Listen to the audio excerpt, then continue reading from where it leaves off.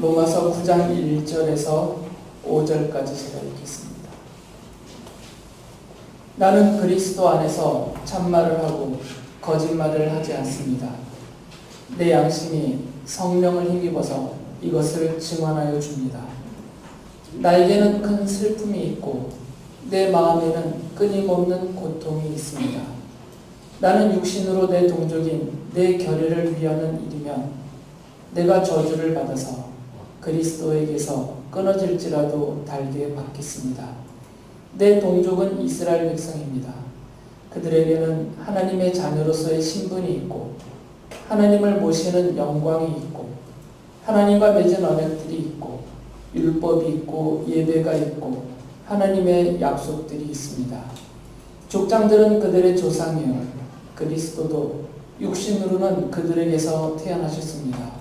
그는 만물 위에 계시며 영원토록 찬송을 받으실 하나님이십니다. 아멘. 중세 교회사를 보면 중세기 유럽에서 일어났던 십자군 전쟁 때 로마 카톨릭 교도들이 출전을 해서 성지 수복이라는 명분 아래 예루살렘을 탈환하기 위해서 당시에 그 지역을 점령하고 오래도록 살고 있었던 이슬람 세력과 전쟁을 벌였습니다. 이 십자군 전쟁에 출전한 로마 카톨릭 교도들이 예루살렘을 향해서 가는 원정길에서 우연히가 아니고 계획적이고 의도적으로 수많은 유대인들을 학살을 했습니다. 그리고 그 유대인들의 이스라엘 사람들의 재산을 강탈을 했어요. 그 학살당한 유대인들 중에는 그들에게 빚진 사람들이 있었어요. 십자군 전쟁에 참여했던 로마 카톨릭 교도들 중에서 자기가 빚을 진 유대인들을 의도적으로 찾아가서 죽여버렸던 것이죠. 그래서 자신의 그 진 빚을 스스로 탕감해버리는 이런 일들을 했습니다. 이들이 유대인들을 향해서 갖고 있었던 그 적개심을 스스로 정당화했는데 그것은 유대인들이 예수 그리스도를 죽였다는 것이고 또 교회를 핍박하였기 때문에 우리가 저 유대인들에게 복수를 하고 있다, 원수를 갚고 있다라고 하면서 자신들의 악행을 정당화했었어요. 이들은 유대인들이 그리스도와 교회의 원수이기 때문에 저들은 저주를 받아야 하고 그리고 자신들이 그들을 핍박하고 해치는 것은 하나님의 뜻을 받들어서 우리가 하나님의 종으로서 마땅히 해야 될 일이다 라고 주장을 했습니다. 이처럼 이들은 자신들의 탐욕 그리고 자신들의 악행을 하나님의 뜻으로 이렇게 포장을 했던 거죠. 사실은 경제적인 이유가 제일 컸던 거거든요. 유대인들을 학살한 이유는. 왜 그러냐면 이미 유대인들은 자기들의 땅이 없어요. 나라도 잃었고 땅도 잃었고 유럽에 뿔뿔이 흩어져서 살고 있었기 때문에 실제로 저항할 능력도 없었고 그런 세력도 모여있지 않았었습니다. 이런 가장된 명분으로 악행을 저질렀던 것이죠. 그런데 이 사람들의 이런 주장, 유대인들은, 이스라엘 사람들은 그리스도와 교회의 원수다. 그러니까 저들을 향해서는 우리는 하나님의 뜻을 받들어서 원수를 갚아야 된다라고 했던 이들의 주장과 그리고 실제로 저질렀던 이런 악행들은 사도 바울의 생각과 마음과 뜻하고는 전혀 달랐어요. 사도 바울은 유대 사람들, 이스라엘 사람들을 원수라고 부르지 않았습니다. 저들을 쳐 죽여야 된다라고 주장하지 않았어요. 저들이 그리스도를 죽였기 때문에 그리스도와 또 교회를 핍박하고 많은 성도들을 죽였기 때문에 그리스도와 교회의 원수다. 그러니까 우리들은 저들에게 복수를 해야 된다. 원수를 갚아야 된다. 이것이 하나님의 뜻이다. 이런 식으로 주장하지 않았습니다. 오히려 반대의 말을 했죠. 바울은 로마서 10장 1절에 보면 바울은 이스라엘 사람들, 자기의 동족인 이스라엘 사람들을 향해서 이런 태도를 갖고 있었어요. 형제자매 여러분, 내 마음의 간절한 소원과 내 동족을 위하여 하나님께 드리는 내 기도의 내용은 그들이 구원을 얻는 일입니다. 바울은 오히려 저 유대인들 이스라엘 사람들을 향해서 원수를 갚자 복수하자가 아니라 오히려 저 영혼들이 구원받기를 간절히 바라고 있었던 것입니다. 전혀 다른 생각이 있어요. 로마서 9장 3절에서는 이렇게 말합니다. 나는 육신으로 내 동족인 내 결례를 위하는 일이면 내가 저주를 받아서 그리스도에게서 끊어질지라도 달게 받겠습니다. 이 정도의 마음을 갖고 있었어요. 이스라엘 사람들, 이 유대인들이 구원을 받을 수만 있다면 내가 저들을 대신해서 저주를 받고 그리스도의 생명책에서 내 이름이 끊어지는 한이 있더라도 나는 달게 받겠다는 거죠. 바울이 얼마나 자기의 동족인 이스라엘 사람들의 구원을 간절히 소원하고 있었는지를 알 수 있어요. 그래서 9장 2절에 보면 바울은 이렇게 말하면서 자기 안에 이 문제 때문에, 자기 동족 이스라엘의 구원 때문에 자기 안에는 큰 슬픔과 고통이 있다라고 말을 하죠. 나에게는 큰 슬픔이 있고 내 마음에는 끊임없는 고통이 있습니다. 단순하게 같은 혈통, 같은 동족이기 때문이 아니에요. 바울 자신도 유대인이거든요. 자신은 같은 유대인의 무리 중에서 택함을 받고 구원을 얻었어요. 그러나 아직 그리스도의 원수로, 교회 원수로 살고 있는 저들의 모습을 보면서 안타깝다는 거죠. 그리고 저들이 주님께 돌아오지 않는 모습을 보면서 그것이 너무나 슬프고 고통스러웠던 거죠. 그래서 그들을 위해서 날마다 기도하면서 간절한 소원을 가지고 주님 앞에 간청하고 있는 거예요. 저들을 구원할 수만 있다면 내가 저주를 받아도 좋습니다. 저들이 구원을 얻을 수만 있다면 내 생명이 끊어져도 좋습니다. 이런 자세예요. 자신의 자세를 말하는 겁니다. 그럴 일은 없죠.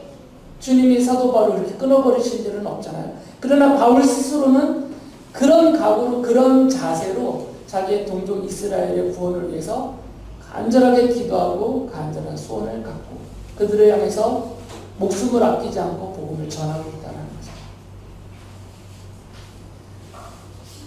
바울은 이 이스라엘 사람들을 향해서 이렇게 설명합니다. 그들을 향해서 로마서 10장 2절부터 3절 보면 나는 증언합니다.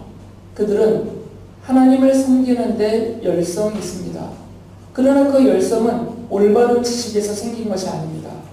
그들은 하나님의 의를 알지 못하고 자기 자신들의 의를 세우려고 힘을 씀으로써 하나님의 의에는 복종하지 않게 되었습니다. 지금 왜 이스라엘 사람들이 그리스도와 교회의 원수로 살고 있냐면, 왜 저들이 복음을 거절하고 배척하고 주님께 돌아오지 않고 있냐면 어리석기 때문이라는 거예요. 잘못 알고 있기 때문이라는 겁니다. 하나님을 잘못 알고 있고 하나님의 뜻을 잘못 알고 있고 예수 그리스도의 십자가를 통해서 계시하시고 드러내 주신 이 하나님의 의, 믿음으로만 의롭다고 인정받아서 구원 얻게 되는 이 하나님의 의를 오해하고 잘못 알고 있기 때문에 자신들의 행함으로 구원 얻고 의로워질 수 있다는 착각 속에서 살고 있기 때문에 지금 주님께 돌아오지 않고 있다라는 거죠. 그래서 못 온다는 거죠. 바울은 그게 안타까운 겁니다. 열성은 있어요. 하나님을 향한 열성은 있는데 그것이 잘못된 열성이라는 거죠. 그들의 어리석음이 안타까운 겁니다. 그들의 잘못된 생각, 잘못된 종교, 의식, 잘못된 열심, 이게 안타까운 거예요. 제대로 알아서 제대로 깨닫기만 한다면 저들이 하나님을 향해서 갖고 있는 이 열성이 예수 그리스도의 십자가 복음을 통해서 올바르게만 드러날 수 있다면 얼마나 좋을까라는 그런 안타까움. 그러니까 바울은 실제로 바울이 핍박을 많이 받았습니다. 유대인들에게. 이방인들에게 받은 핍박보다 자기의 동족인 이스라엘 사람들에게 받은 핍박이 훨씬 많아요. 그런 핍박을 받으면서도 바울은 자기의 동족 이스라엘 사람들을 향해서 이런 마음을 갖고 있는 거예요. 그래서 그들을 향해서 계속해서 복음을 전합니다.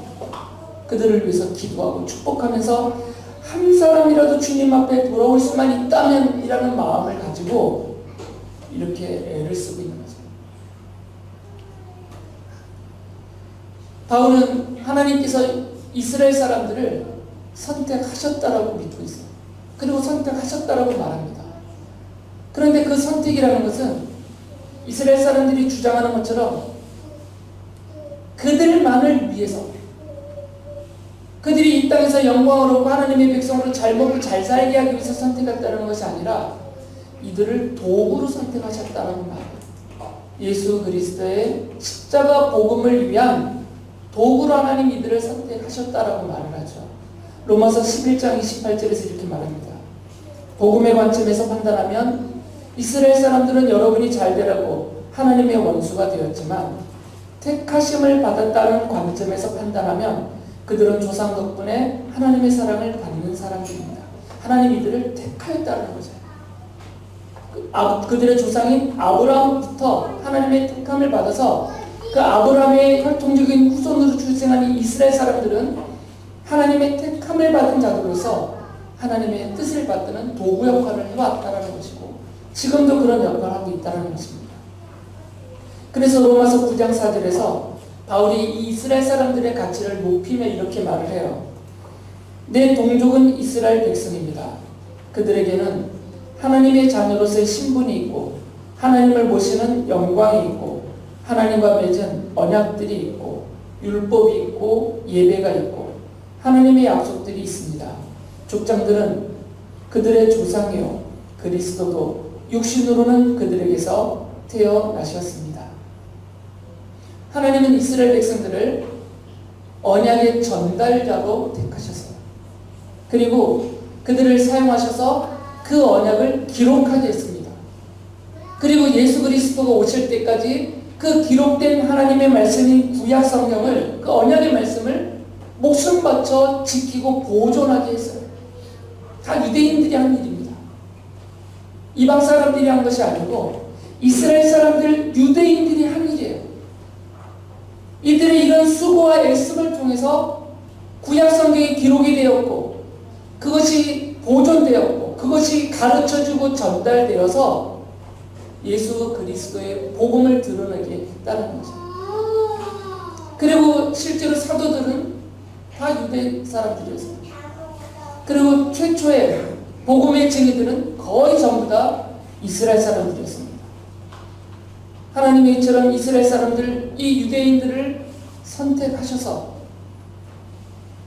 예수 그리스도의 복음을 기록하게 하셨고 또 예수 그리스도에 대한 계시인 구약 성경을 기록하게 하셨고 그것을 보존하게 하셨고 전달하며 사람들로 하여금 받아들이게 했다라는 거죠.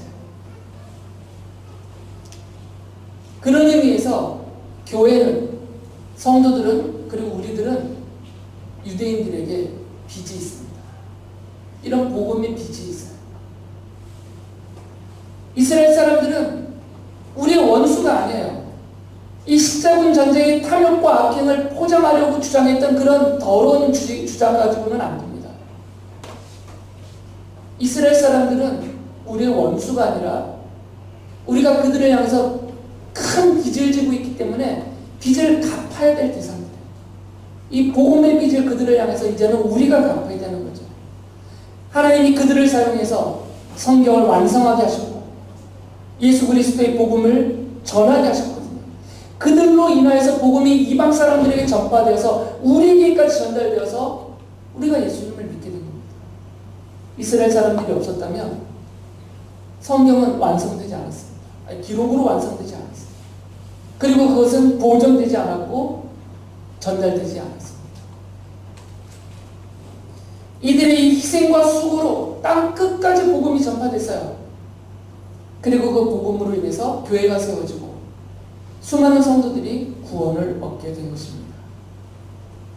사도 바울이 말하는 대로 비록 지금 현재까지도 이 이스라엘 사람들은 어리석은 상태에 빠져 있어서 복음을 깨닫지 못합니다. 자신들이 기록한, 자신들이 목숨 바쳐 지키고 보존한 그 성경이 예수 그리스도를 가리키고 있고 그분을 계시하고 있다는 이 사실을 깨닫지 못하는 어리석음에 빠져 있어요. 그래서 하나님을 올바로 알지 못합니다. 하나님의 뜻과 하나님의 의를 지금 알지 못해요.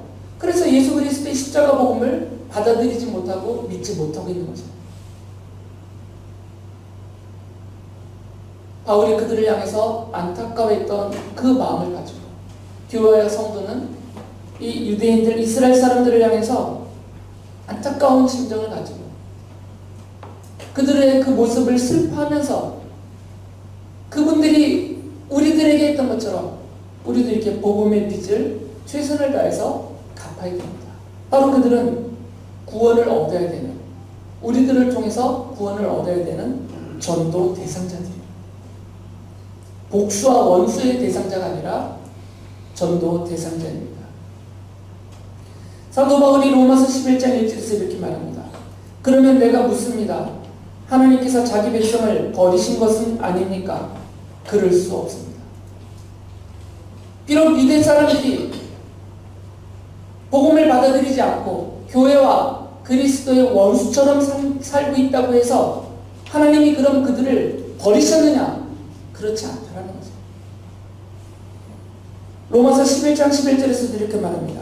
그러면 내가 묻습니다. 이스라엘이 걸려 넘어져서 완전히 쓰러져 망하게끔 되었습니까? 그럴 수 없습니다. 하나님께서 이 이스라엘 사람들을 너희들이 예수를 죽였지 하고 버리지 않으셨다는 거예요. 너희들이 교회를 핍박했지. 너희들이 사도들을 죽이고 성도들을 죽이고 교회를 핍박했지. 너희들이 나의 원수로 살고 있지. 그러니까 내가 너희들을 완전히 버려서 이 지상에서 너희들을 끊어버리겠다. 그렇게 안 하셨다는 것이고 그럴 수도 없다는 거죠. 하나님이 이스라엘 사람들을 선택하셨기 때문에 그들을 완전히 영원히 그렇게 멸망시키지 않으실 것이다 라는 거죠. 바울은 우리가 모르는 주님께로부터 받은 계시가 있는 것 같아요. 주님께로부터 받은 이 비밀의 말씀이 있습니다. 그래서 로마서 11장 25절부터 26절에 보면 주님께로부터 받은 계시, 그 비밀을 근거로 해서 이스라엘 사람들의 구원에 대해서 이렇게 말을 해요. 형제자매 여러분, 나는 여러분이 이 신비한 비밀을 알기를 바랍니다. 그것은 여러분이 스스로 현명하다고 생각하는 일이 없게 하려는 것입니다. 그 비밀은 이러합니다. 이방 사람의 수가 다 찰 때까지 이스라엘 사람들 가운데서 일부가 완고해진 대로 있으리라는 것과 온 이스라엘이 구원을 받게 되리라는 것입니다. 바울이 우리 주님께로부터 받은 비밀이라는 거예요. 주님이 알려주신 거예요, 바울에게.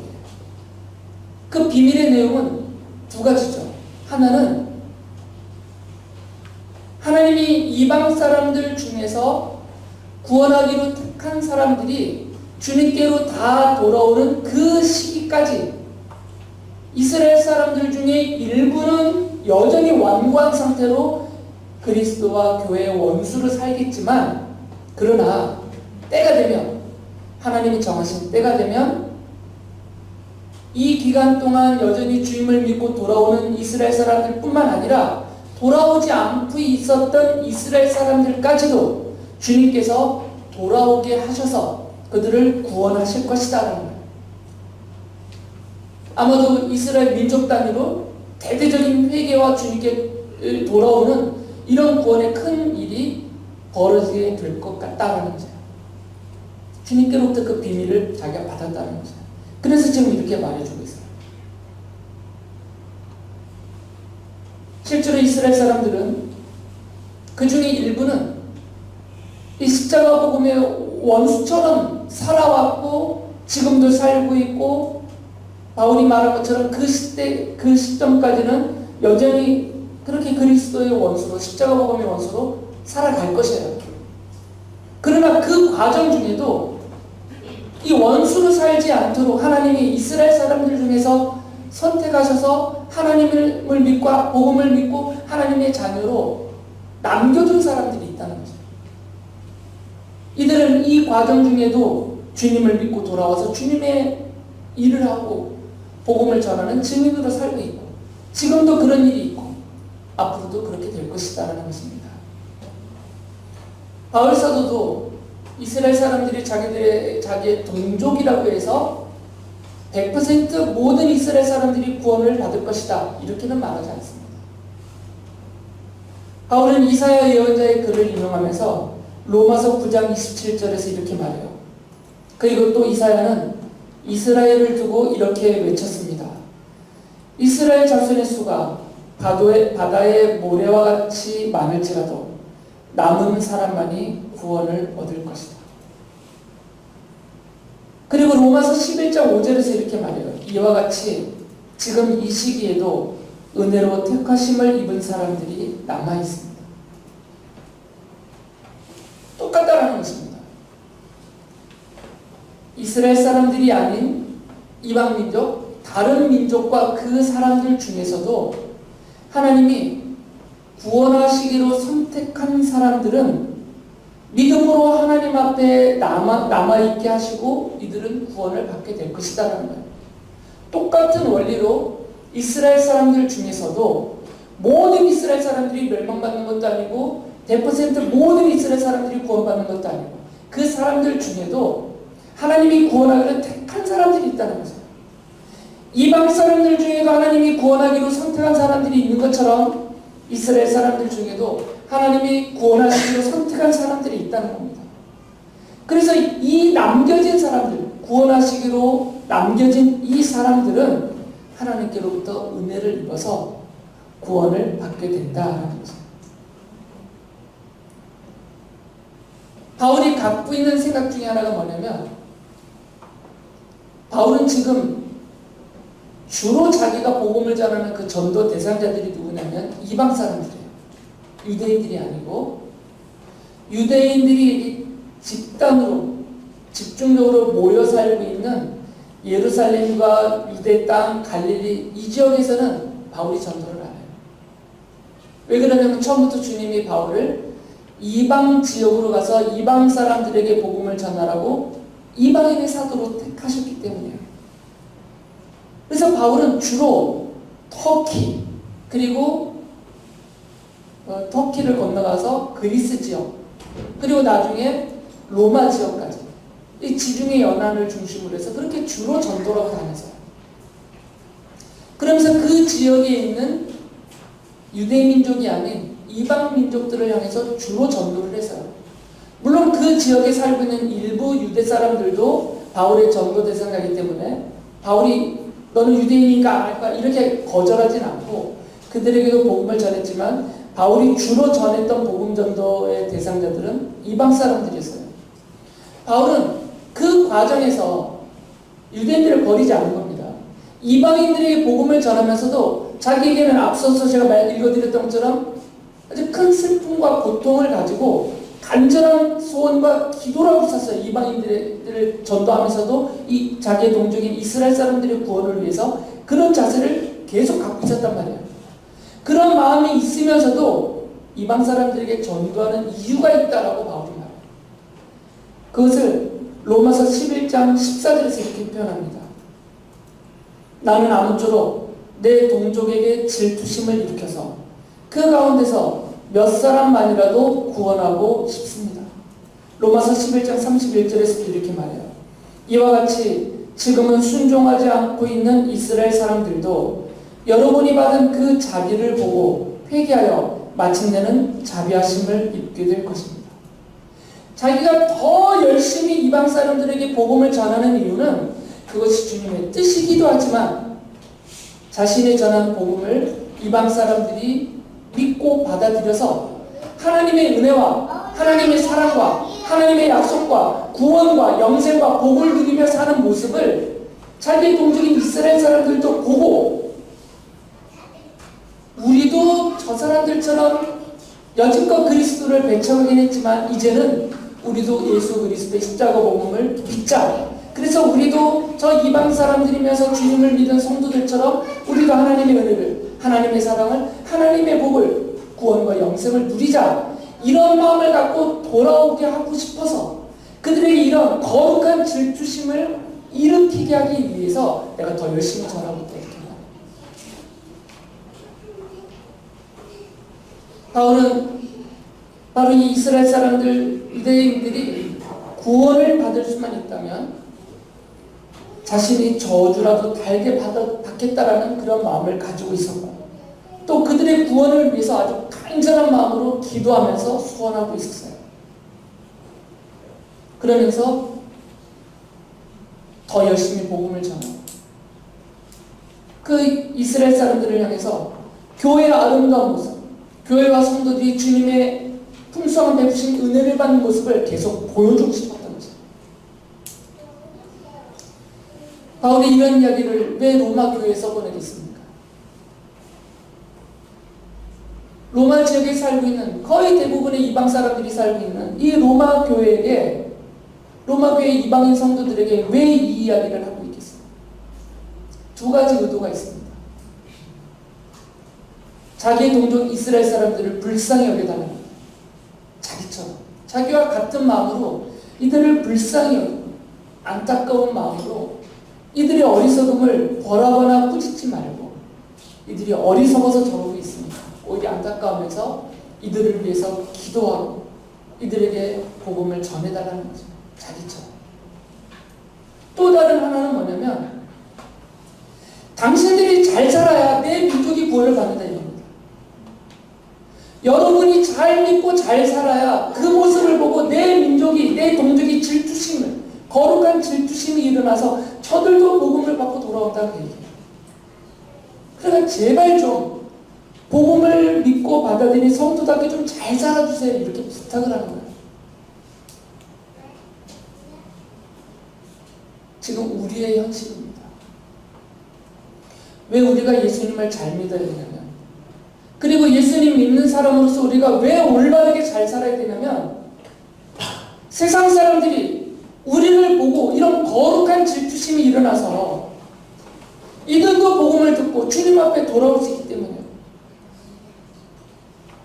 안타까운 현실, 거룩한 질투심을 일으키기는커녕 오히려 환멸과 조롱과 비난과 멸시만 받는 그런 대상이 되어버리면 복음을 듣겠습니다.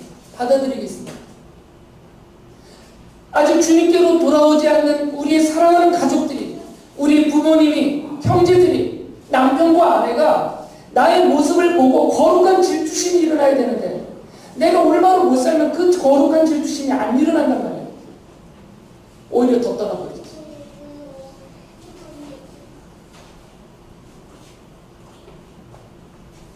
그래서 성도로서 최선을 다하면서 살아야 되는 겁니다. 나 하나 구원받았다고 너무 느슨하게 살면 안 되는 것이에요. 우리의 구원은 취소되지 않습니다. 여러분이 조금 부족해도 괜찮습니다.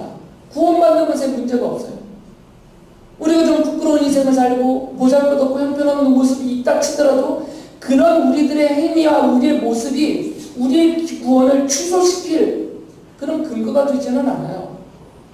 하나님이 한번 자녀상기로 택하신 사람들, 그리고 예수의 그리스도의 복음을 듣고 믿고 주님께로 신앙 고백하고 회개하고 돌아온 성도들은 그들의 상태가 어떠하냐와 상관없이 하나님이 선택하고 부르시고 구원하셨기 때문에 이건 영원한 구원이에요. 그것은 취소되지 않습니다. 지금 구원의 문제가 아니에요. 내가 받은 구원의 문제가 아닙니다. 왜 나를 구원하셨나요? 왜 나를 자녀 삼아 주셨냐요? 왜 나를 지금 하나님 나라 바로 데려가지 않고 이 땅에 여전히 남겨두고 계시느냐라는 문제예요. 우리를 보고 사랑하는 가족들이, 사랑하는 형제들이, 사랑하는 친족들이, 그리고 이웃들이 거룩한 질투심이 일어나서 나도 저 사람처럼 예수님 믿어야 되겠구나, 나도 저 사람처럼 교회 가야 되겠구나, 이런 거룩한 질투심이 일어나서 한 명이라도 더 주님께 돌아오게 하기 위해서 주님이 우리를 사용하고 계시다는 거죠. 성도는 가족과 친족과 이웃에 대해서 사도 바울이 갖고 있었던 이런 생각, 그리고 그런 마음, 그런 자세를 본받아야 됩니다.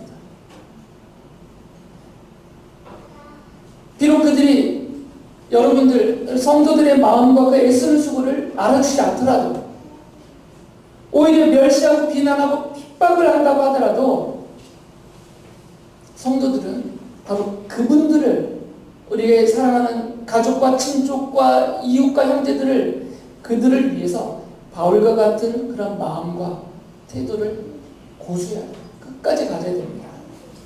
도중에 됐다, 내가 할 만큼 했다, 이제 더 이상 못한다, 한계가 왔다, 나도 이제 모르겠다, 이거는 바울의 자세가 아니에요.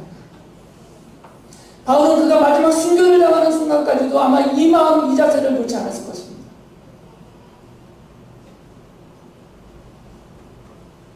하나님의 거룩한 자녀여 사랑받는 성도로 부르심을 받은 우리들은 바로 이분들이 구원을 얻기를 소원하면서 그들을 이해하고 참아주고 받아주면서, 이분들이 바울이 말한 것처럼 어리석어서 저 상태니까, 알지 못해서 저 상태에 있으니까 그들의 그런 상태를 이해하고 참아주고 받아주면서 바울이 그랬던 것처럼 그들의 구원을 위해서 간절히 기도하고, 또 바울이 목숨 바쳐 행했던 것처럼 최선을 다해서 복음을 전하고 섬겨주면서 한 명이라도 더, 사랑하는 사람들이 한 사람이라도 더 주님 앞에 돌아올 수 있도록 이렇게 거룩한 질투심을 일으켜 그들의 눈앞에 생생하게 보여줄 수 있는 복음의 증인으로 사시는 여러분들 되시기 바랍니다.